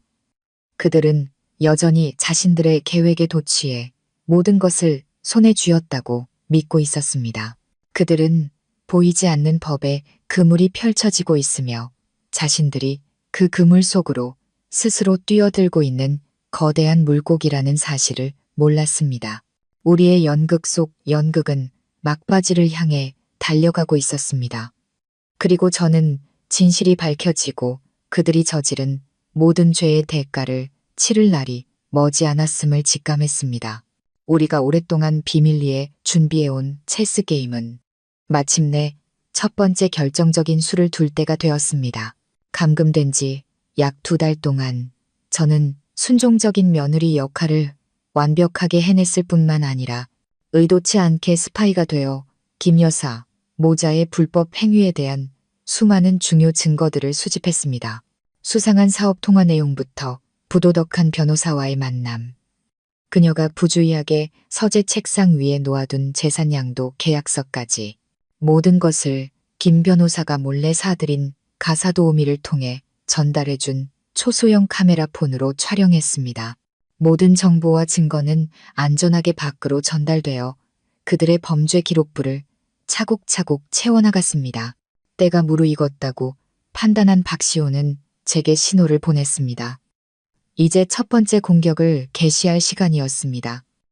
독사들을 놀라게 해서 스스로 본 모습을 드러내게 만들 타초경사, 다처경서의 계책이었죠. 계획대로 김 변호사가 움직였습니다. 그는 모든 결정적인 증거를 한 번에 터뜨리지 않았습니다. 김 여사가 정신적으로 제약이 있는 사람의 재산을 남용하고 횡령했다는 명백한 정황을 증명할 수 있는 초기 자료 몇 가지만을 선별했습니다. 그는 익명으로 고발장을 작성하여 성진그룹 감사팀과 경찰 수사기관에 동시에 발송했습니다. 고발장에는 박시우 명의의 대량의 주식이 비정상적으로 박민준에게 양도된 점, 그리고 고가의 토지 몇 필지가 시세보다 현저히 낮은 가격에 매각된 점에 대한 의혹만을 제기했습니다. 그 익명의 고발장은 조용한 호수에 던져진 작은 돌멩이 같았지만 거센 파장을 일으키기엔 충분했습니다. 그룹 감사팀의 많은 이들이 이미 김 여사에게 매수되었지만 공개적으로 접수된 이토록 심각한 내용의 고발장을 무시할 수는 없었습니다. 그들은 내부 조사에 착수할 수밖에 없었죠. 동시에 경찰도 수사에 나섰습니다. 그들은 김 여사와 민준 씨를 소환해 고발 내용에 대한 사실관계를 확인했습니다. 그날 사복 차림의 경찰 2명이 소환장을 들고 저택문 앞에 나타났을 때 저는 김 여사 모자의 얼굴이 어떻게 변하는지 똑똑히 보았습니다. 평소에 거만하고 의기양양한 표정은 온데간데 없고 당혹감과 혼란, 그리고 약간의 공포심이 그 자리를 대신했습니다. 무슨 착오가 있었나 본데요. 저희는 법 없이도 살 사람들입니다. 횡령이라니요. 김 여사는 애써 평정을 유지하며 거짓 미소를 지었습니다. 저희는 단지 사실 관계 확인을 위해 두 분을 모시는 것뿐입니다. 한 경찰이 감정 없는 목소리로 말했습니다. 함께 가주시죠. 그들은 가야만 했습니다. 민준 씨는 핏기 하나 없는 얼굴로 넉나간 사람처럼 비틀거리며 걸었습니다. 김 여사는 꿋꿋한 척했지만 핸드백을 쥔 그녀의 손이 가늘게 떨리는 것을 저는 보았습니다. 그날 하루 종일 저와 박시호는 방 안에서 초조하게 기다렸습니다. 이것은 매우 위험한 도박이었습니다. 만약 그들이 똑똑하고 준비가 되어 있다면 이 초기 조사를 쉽게 빠져나갈 수도 있었습니다. 아니나 다를까 그날 저녁 그들은 지치고 초췌한 모습으로 돌아왔지만 일단 위기는 넘긴 듯 했습니다. 별것 아니었어. 그냥 시답자는 투서였을 뿐이야. 엄마가 다 해결했어. 김 여사가 민준 씨에게 말했지만 목소리에는 예전의 자신감이 없었습니다. 분명 회사 안에 우리를 시기하는 놈이 꾸민 짓이야. 네가 곧 상속권을 쥐게 될 테니 배가 아파서 저러는 거겠지. 그녀는 저나 박시호를 전혀 의심하지 않았습니다.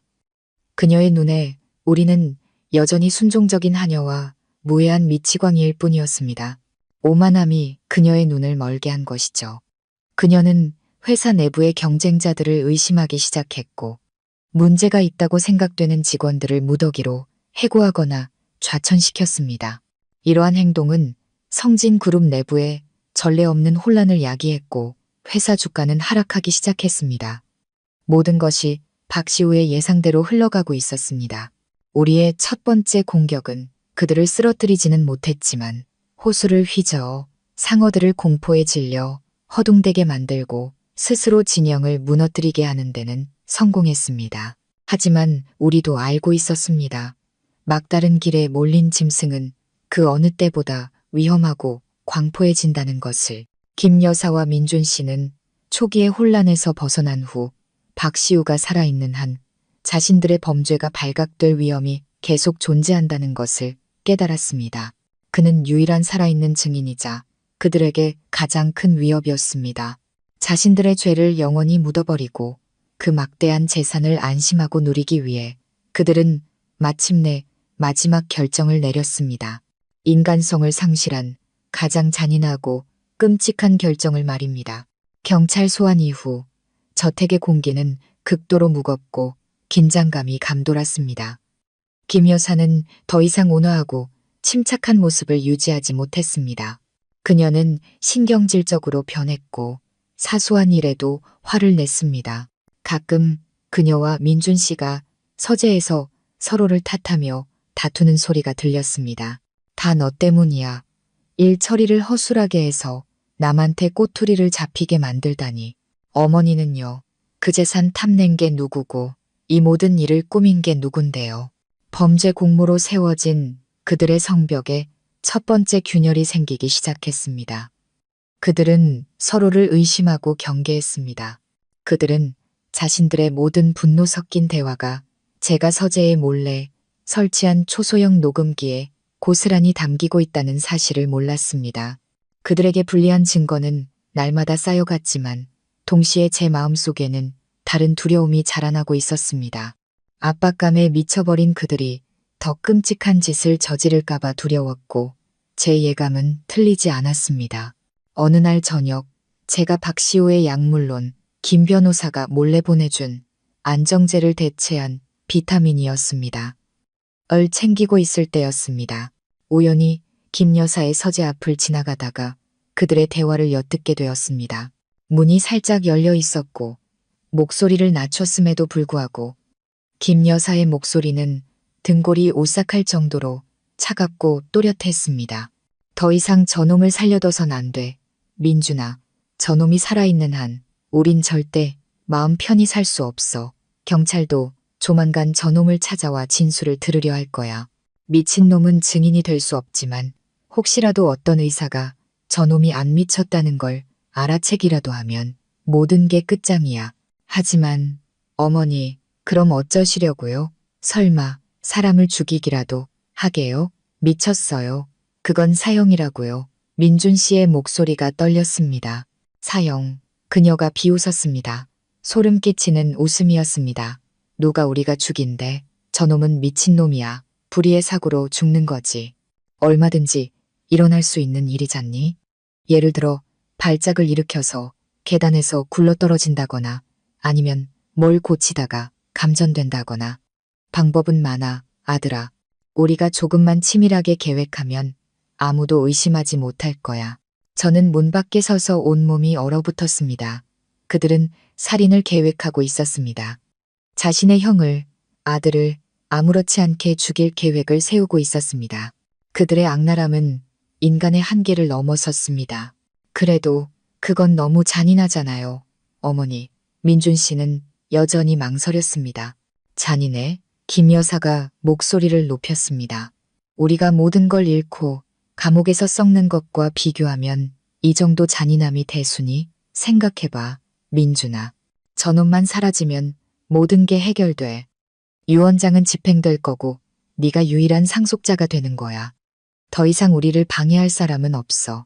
이게 유일한 길이야. 선택해. 저놈이 죽거나 우리 가족이 다 같이 죽거나. 긴 침묵이 흘렀습니다. 저는 숨을 죽이고 민준 씨의 대답을 기다렸습니다. 그리고 마침내 그의 깊은 한숨과 함께 체념에 찬 속삭임이 들렸습니다. 알겠어요. 어머니 말씀대로 할게요. 그는 동의했습니다. 제가 한때 사랑했던 그 남자는 이제 완전히 악마가 되었습니다. 돈과 지위를 위해 자신의 형까지 죽일 준비가 된 악마. 저는 심장이 미친 듯이 뛰는 것을 느끼며 황급히 뒷걸음질 쳤습니다. 이 사실을 박시우에게 당장 알려야 했습니다. 제가 방으로 달려가 들은 모든 것을 이야기했을 때 저의 공황 상태와는 달리 박시우는 매우 침착했습니다. 마치 이 모든 것을 예상했다는 듯이 알고 있었습니다. 그의 눈빛이 차갑게 식었습니다. 언젠가 그 여자가 이 방법을 쓸 줄 알았어요. 그게 그 여자의 본성이니까. 독사는 사람을 물지 않고는 살 수 없는 법이죠. 그럼 이제 우린 어떻게 해야 해요? 제가 떨리는 목소리로 물었습니다. 경찰에 신고해서 그들의 음모를 알려야 하지 않을까요? 안 됩니다. 그는 고개를 저었습니다. 단순한 대화 내용만으로는 구체적인 증거가 부족해요. 그들은 쉽게 발뺌할 겁니다. 섣불리 뱀을 건드려 풀숲만 놀라게 할 수는 없어요. 우리가 한 발 앞서야 합니다. 그는 저를 보았습니다. 그의 눈의 결단과 약간의 잔인함마저 스쳐 지나갔습니다. 그들이 사고라는 연극을 꾸미고 싶어 한다고요. 좋습니다. 우리가 그 연극을 완성시켜 주죠. 하지만 사고를 당하는 사람은 내가 아닐 겁니다. 그는 역으로 함정을 파는 대담하고 위험한 계획을 세우기 시작했습니다. 우리는 아무것도 모르는 척 연기하며 그들이 어떻게 나오는지 기다렸다가 그들의 계책을 역이용하여 그들이 판 함정을 그들의 무덤으로 만들자고 했습니다. 하지만 너무 위험해요. 만약 조금이라도 실수가 생긴다면 괜찮을 겁니다. 그가 제 손을 잡았습니다. 따뜻하고 믿음직스러운 손길이었습니다. 이번엔 우리 혼자가 아니에요. 당신이 내 곁에 있고 밖에서는 김 변호사가 모든 준비를 마쳤습니다. 그물은 이미 쳐졌어요. 유나 씨. 그들이 움직이는 순간 더 이상 빠져나갈 길은 없을 겁니다. 그의 자신감 넘치는 눈빛을 보자 제 마음속의 두려움도 점차 사라졌습니다. 그렇습니다. 우리는 더 이상 약한 희생자가 아니었습니다. 우리는 준비되어 있었고 이번에는 방어하지 않을 것이었습니다. 우리가 먼저 공격할 것이었습니다. 이 체스 게임은 이제 체크메이트를 부를 때가 된 것입니다. 김 여사 모자의 살인 음모를 엿들은 그날 밤 이후 제게는 하루하루가 지옥처럼 길게 느껴졌습니다. 저는 두 얼굴로 살아야 했습니다. 그들 앞에서는 순종적인 척하면서 뒤에서는 박시우와 함께 생사를 건 대결을 준비해야 했죠. 이제 김 여사의 온화한 미소와 다정한 말 한마디 한마디가 역겹게 느껴졌습니다. 그 가면 뒤에 전처 자식의 목숨을 어떻게 끊을지 계산하는 악마의 얼굴이 있다는 것을 알았기 때문입니다. 두려움은 항상 저를 따라다녔지만 그와 함께 강철 같은 결심도 굳어졌습니다. 이제 제 자신에 대한 두려움은 없었습니다. 오직 박시우가 걱정될 뿐이었습니다. 저의 유일한 동맹이자 가장 어두운 순간에 희망의 빛을 보여준 그를 지켜야만 했습니다. 우리는 그들이 언제 어떤 방법으로 손을 쓸지 몰랐기 때문에 항상 준비 태세를 갖추고 있어야 했습니다. 박시우는 김 변호사가 몰래 넣어준 첨단 장비 사용법을 제게 알려주었습니다. 초소형 카메라가 달린 볼펜, 녹음 기능이 있는 단추, 그리고 머리핀으로 위장한 비상 경보 장치. 저는 그것들을 잠시도 몸에서 떼지 않았습니다. 한때 감옥이었던 우리 방은 이제 요새로 변했습니다. 가장 구석진 곳에 숨겨진 카메라들이 모든 증거를 기록할 준비를 마쳤습니다. 그리고 마침내 운명의 밤이 찾아왔습니다. 그날은 천둥번개가 치는 비바람 부는 밤이었습니다. 아마도 그들은 비바람 소리가 비정상적인 소음들을 덮어주길 바라며 이날을 택했을 겁니다.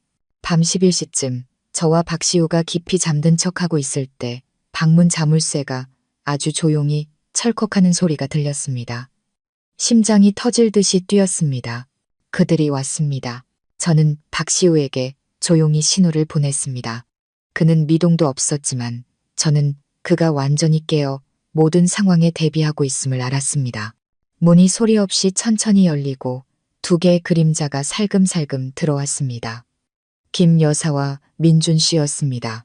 복도에서 희미하게 새어들어오는 불빛 속에서 저는 김 여사의 손에 투명한 액체가 담긴 주사기가, 민준 씨의 손에는 커다란 베개가 들려있는 것을 보았습니다. 그들이 무엇을 하려는지 짐작할 필요도 없었습니다. 그녀는 박시우에게 독극물, 아마도 심장마비를 유발할 다량의 약물을 주사하려 했을 겁니다. 그리고 민준 씨의 베개는 약이 듣지 않을 경우를 대비한 것이겠죠. 그가 직접 형을 질식시키기 위해서 누군가 제 심장을 쥐어짜는 것 같았습니다. 제가 한때 사랑했던 남자가 이제는 자신의 친형을 죽일 준비를 하고 있다는 사실을 믿을 수 없었습니다. 그들의 악랄함은 인간성의 한계를 넘어섰습니다. 저는 두려움 때문이 아니라 분노 때문에 온몸이 떨렸습니다. 저는 조용히 녹음 단추를 누르고 카메라가 달린 머리핀을 그들 쪽으로 향하게 했습니다. 그들은 박시우가 누워있는 침대로 천천히 다가왔습니다. 빨리 해요, 어머니. 민준 씨가 긴장으로 떨리는 목소리로 속삭였습니다. 빨리 끝내고 정리해야죠. 조용히 해. 김 여사가 쏘아붙였습니다. 그녀는 박시우의 소매를 걷고 정맥을 찾았습니다. 그 순간 그녀의 눈에는 인간적인 감정이라곤 찾아볼 수 없었습니다. 먹이를 덮치기 직전의 독사처럼 차갑고 잔인한 눈빛만이 번뜩였습니다. 하지만 주삿바늘이 박시우의 피부에 닿으려는 바로 그 순간 퍽 하는 둔탁한 소리가 울렸습니다. 깊이 잠들어 있던 박시우가 갑자기 눈을 뜨고 한 손으로 김 여사의 손목을 낚아채 세게 움켜쥐었습니다. 그녀의 손에 있던 주사기는 바닥에 떨어져 산산조각 났습니다. 그의 다른 손은 번개처럼 민준 씨의 손에서 베개를 빼앗았습니다. 지금 뭐 하는 겁니까? 그가 벌떡 일어나 앉으며 말했습니다. 그의 목소리는 더 이상 어눌하지 않았습니다. 차갑고 날카로운 강철 같은 목소리였습니다. 김 여사 모자는 그 자리에 얼어붙었습니다. 그들은 자신의 눈을 믿을 수 없었습니다. 자신들이 수년간 키워온 그 미치광이가 어떻게 너, 김 여사가 새하얗게 질린 얼굴로 말을 더듬었습니다. 너 안 미쳤었어. 미친 척 연기한 거야. 그렇습니다. 박시우가 비웃었습니다. 쓰라리고 증오에 찬 웃음이었습니다. 두 분의 은혜 덕분에 지난 10년간 이 연극을 해야만 했죠. 하지만 오늘 이 연극은 막을 내릴 때가 됐습니다. 말도 안 돼. 네가 우릴 속였어. 민준 씨가 소리쳤습니다. 공포가 분노로 변한 듯 했습니다. 그는 박시우에게 덤벼들었지만 자신이 그저 온실 속 화초처럼 자란 도련님이라는 사실을 잊고 있었습니다. 반면 박시우는 미친 척하면서도 수년간 꾸준히 체력을 단련해왔습니다. 박시우는 한 손만으로도 민준 씨를 쉽게 바닥에 내동댕이 쳤습니다. 너 뭘 어쩌려는 거야? 김 여사가 뒷걸음질 치며 떨었습니다. 내가 내 어미야. 날 해치면 안 돼. 어미? 박시우가 으르렁거렸습니다. 당신이 그 단어를 입에 담을 자격이 있습니까? 어떤 어미가 전처 자식을 독살하려 하고 재산을 빼앗으려 음모를 꾸미고 결국에는 죽이려고 합니까? 당신은 내 어머니가 아니야. 당신은 악마야.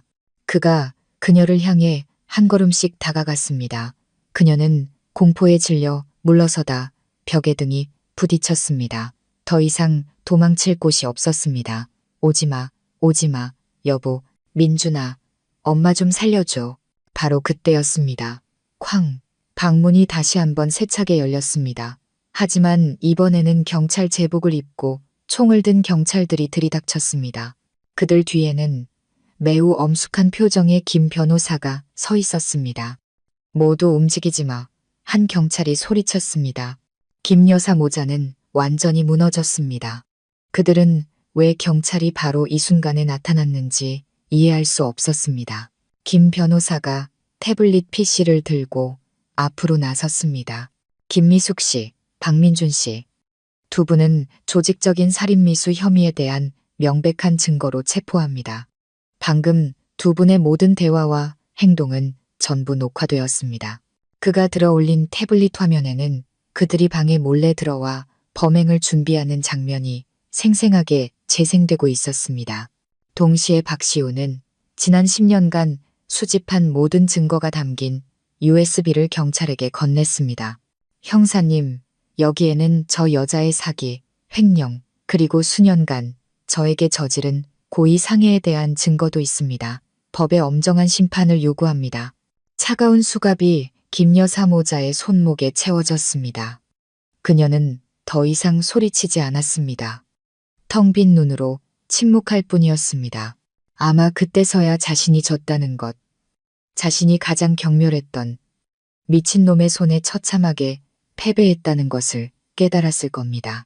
민준 씨는 바닥에 주저앉아 아이처럼 통곡했습니다.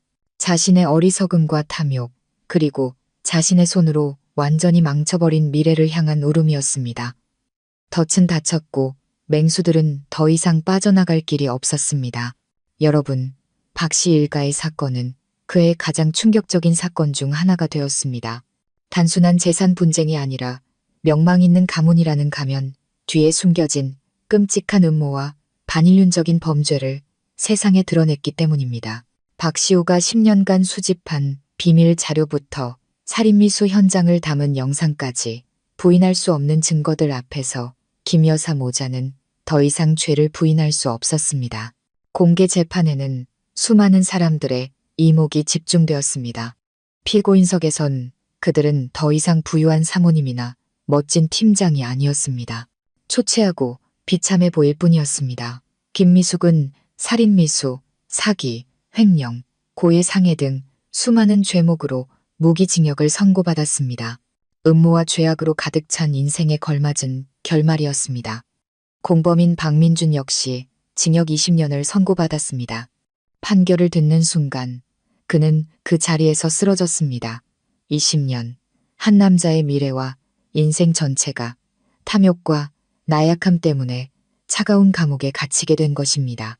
재판이 끝난 후 박시우는 마침내 자기 자신으로 돌아왔습니다.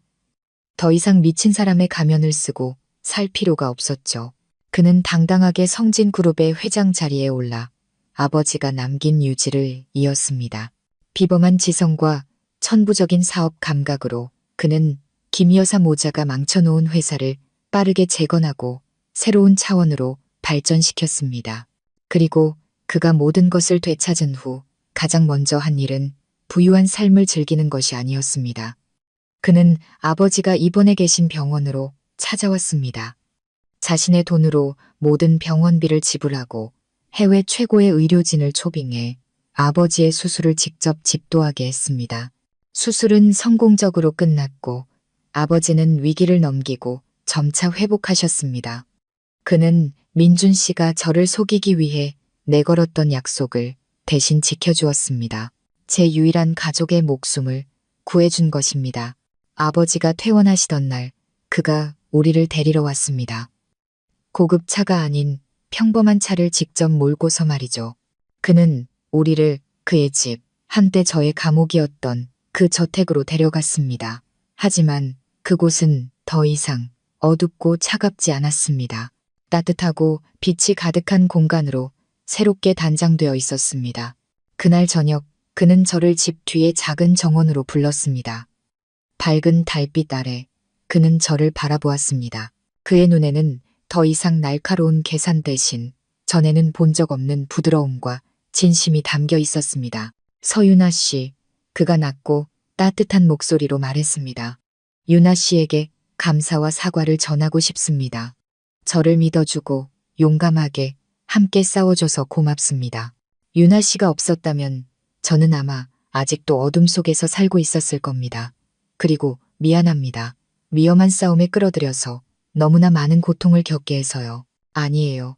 저는 고개를 저었습니다. 저 역시 희생자였고 우리는 그저 함께 정의를 찾아 나섰을 뿐인걸요. 그가 미소를 지으며 제 손을 잡았습니다. 따뜻하고 소중함이 담긴 손길이었습니다. 유나 씨, 이제 모든 것이 끝났으니 한 가지 묻고 싶습니다. 저는 동화 속 왕자님처럼 화려한 약속이나 달콤한 말을 할 줄 모릅니다. 제게는 상처받았던 심장과 유나 씨에 대한 깊은 감사함 뿐입니다. 제 남은 인생을 유나 씨를 돌보고 지켜주며 유나 씨가 겪었던 모든 불행을 보상해줄 기회를 주시겠습니까? 저는 눈앞에 비범한 남자를 바라보았습니다. 그는 지옥에서 돌아와 자신의 비극을 엄청난 힘으로 바꾸었습니다. 그는 완벽한 왕자가 아니었습니다. 그는 따뜻한 심장을 가진 전사였습니다. 그리고 저는 이 남자야말로 제가 믿고 기댈 수 있는 사람이라는 것을 알았습니다. 저는 대답 대신 미소를 지으며 그의 손을 더욱 굳게 잡았습니다. 여러분, 제 이야기는 여기까지입니다. 동화처럼 막연한 해피엔딩이 아닌 눈물과 용기, 그리고 지혜로 얻어낸 결말입니다. 모든 것을 돌이켜보면 인생은 때로 참 얄궂다는 생각이 듭니다. 화려한 거짓으로 우리를 시험에 들게 하기도 하지만 우리가 양심을 지키고 올바름에 대한 믿음을 잃지 않는다면 결국 정의는 실현되고 진정한 행복은 우리에게 미소 지을 것입니다. 절대 겉모습만으로 사람을 판단하지 마세요. 그리고 달콤한 약속을 맹목적으로 믿지도 마세요. 행동을 보고 자신의 마음의 소리에 귀 기울이세요. 여유로운 노후, 구독자 여러분, 이렇게 또 하나의 이야기가 막을 내렸습니다. 거짓된 행복의 정점에서 배신과 절망의 나락으로 떨어졌다가 그 잿더미 위에서 강인하게 다시 일어선 서유나 씨의 여정은 우리 각자의 마음에 많은 생각과 여운을 남겼을 겁니다. 이것은 단순히 음모와 복수에 대한 흥미진진한 이야기가 아니라 우리가 어떻게 사람을 보고 역경에 맞서며 행복의 진정한 가치를 찾아야 하는지에 대한 값비싼 교훈이기도 합니다. 이 이야기는 만화경과 같아서 어느 각도에서 보느냐에 따라 복잡하고 다채로운 우리 삶을 비추는 새로운 교훈과 메시지를 발견하게 됩니다. 첫 번째 교훈은 아마도 가장 가슴 아픈 부분일 텐데요. 바로 믿음의 취약함과 화려한 포장지 뒤에 숨겨진 인간의 본 모습입니다. 유나 씨는 순수하고 계산 없는 사랑으로 민준 씨를 사랑했습니다. 멋지고 능력 있는 왕자님의 모습을 믿었고 인자하고 사려 깊은 시어머니의 모습을 믿었습니다. 그녀는 자신의 모든 것을 걸고 그들을 신뢰했습니다. 마치 우리 중 많은 이들이, 특히 젊은 여성들이 관계를 시작할 때 온전한 믿음을 내어주는 것처럼요. 하지만 결과는 어땠습니까? 그녀가 가장 믿었던 사람들이 바로 그녀의 인생을 파괴하기 위한 가장 잔인한 덫을 놓은 사람들이었습니다. 이는 우리 모두에게 깊은 경종을 울립니다. 인생은 항상 동화 같지 않으며 사람의 마음은 때로 바다보다 깊습니다. 달콤한 말이나 겉으로 보이는 친절한 행동만으로 사람을 성급히 판단해서는 안 됩니다. 그 미소 뒤에는 무서운 음모와 계산이 숨어 있을 수 있기 때문입니다. 이 이야기는 우리에게 사랑이든 우정이든 사업관계든 모든 관계에서 어느 정도의 냉철함이 필요하다고 가르칩니다. 사랑에는 낭만이 필요하지만 이성 또한 필요합니다. 믿음은 모든 관계의 기초이지만 맹목적이어서는 안 됩니다.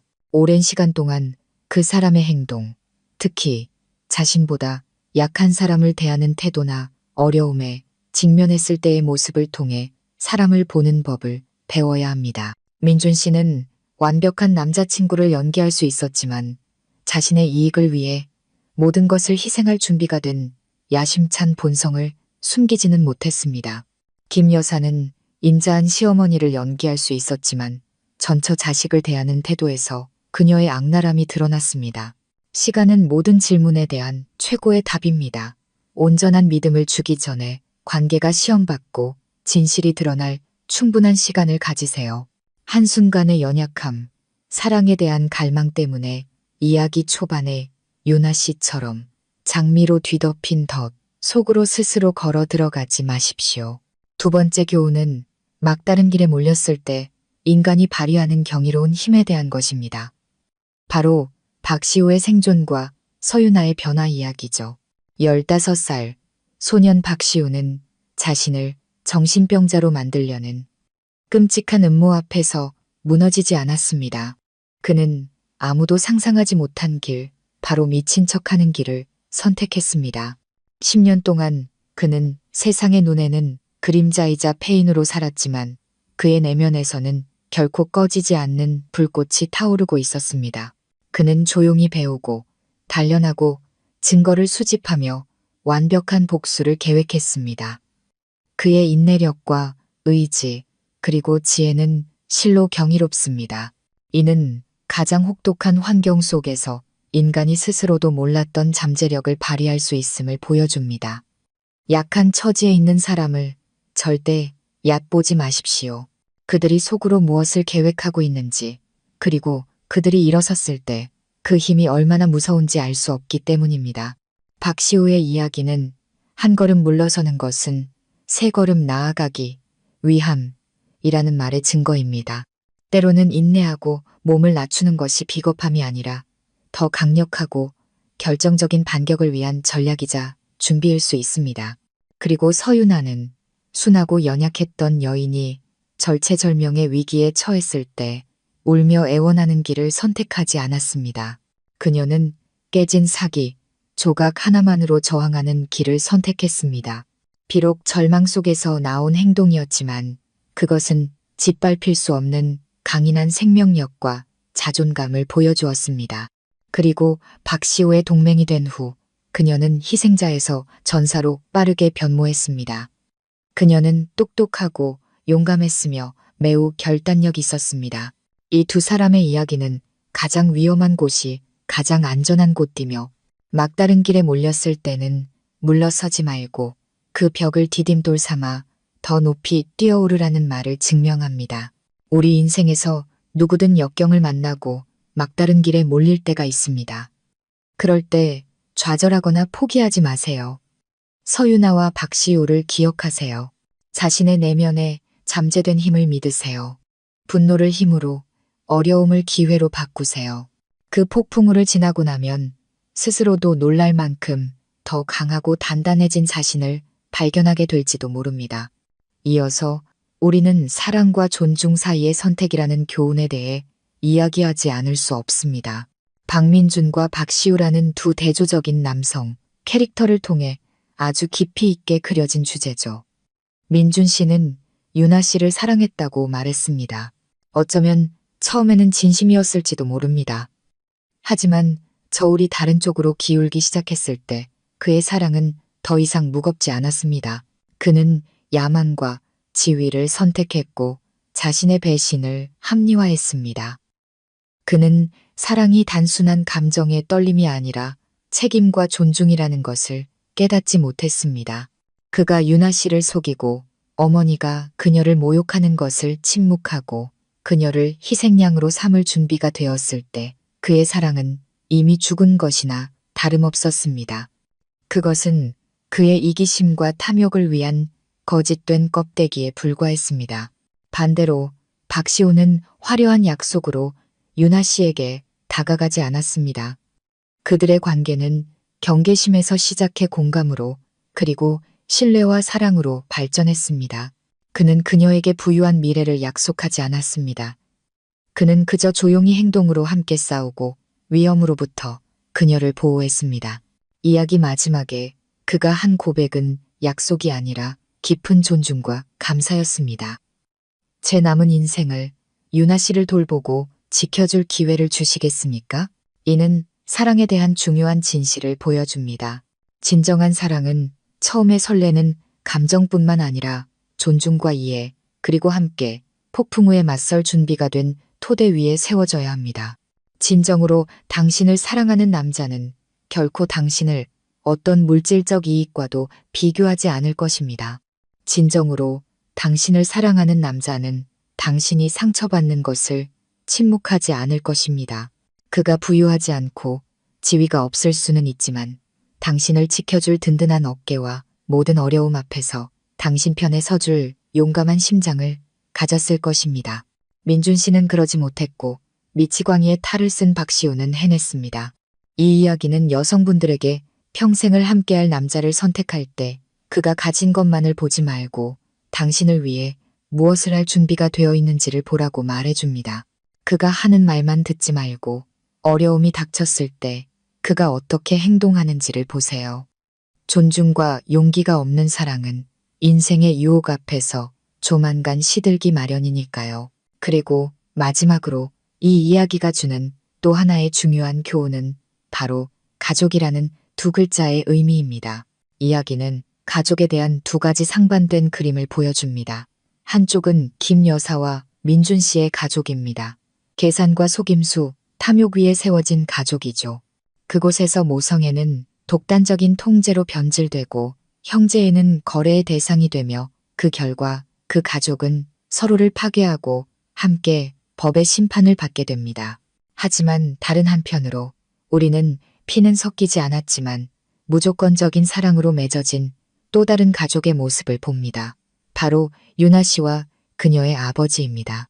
어려운 환경 속에서도 서로를 의지하며 살아온 그들의 유대감은 유나 씨가 비극 앞에서도 타락하지 않고 선한 인격을 지킬 수 있었던 단단한 기반이 되어 주었습니다. 이는 가족이 반드시 혈연으로만 정의되는 것이 아니라는 것을 보여줍니다. 진정한 가족이란 사랑과 나눔, 희생이 있는 곳이며 어떤 풍파 속에서도 우리에게 굳건한 버팀목이 되어주는 존재입니다. 절대 가족을 짐으로 여기거나 혈연을 이기적인 목적을 위해 이용하지 마세요. 가족이라는 신성한 연결고리를 잃는다면 온 세상을 얻는다 해도 당신은 가장 외롭고 가난한 사람일 뿐입니다. 서유나의 이야기는 정의롭고 완전한 결말을 맺었습니다. 권선징악의 교훈을 주었고 관계에서의 현명함, 인간의 잠재력, 그리고 사랑과 가족의 진정한 가치에 대해 가르쳐 주었습니다. 이 이야기를 통해 우리 모두 각자의 삶을 위한 귀중한 교훈을 얻어 더 의미 있고 행복하며 인간적인 삶을 살아가시기를 바랍니다. 서유나와 박시우의 극적인 여정에 대해 어떻게 느끼셨나요? 어떤 교훈이 여러분의 마음에 가장 깊은 인상을 남겼습니까? 아래 댓글에 여러분의 생각과 마음을 공유해 주세요. 여러분의 모든 공유는 우리가 함께 배우고 더 나은 공동체를 만들어 나가는데 소중한 선물이 될 것입니다. 저희 여유로운 노후 채널과 이처럼 깊이 있는 가치를 담은 이야기들을 사랑해 주신다면 구독 버튼과 옆에 있는 작은 종 모양을 눌러 가장 먼저 새로운 이야기를 만나보세요. 귀 기울여 주시고 함께 해주셔서 진심으로 감사합니다. 다음 이야기에서 다시 뵙겠습니다.